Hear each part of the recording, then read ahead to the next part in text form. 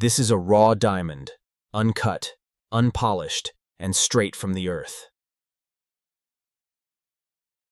Before cutting, jewelers prepare specialized tools for precision and safety. Experts plan the cut carefully, marking natural planes to maximize brilliance and value. A diamond saw slices the stone, separating it into workable pieces without shattering it. The stone is mounted on a dopstick, ready for shaping on the faceting machine. The pavilion, or lower half, is shaped first, creating the foundation of sparkle. Next, the crown and table facets are added to capture and reflect light.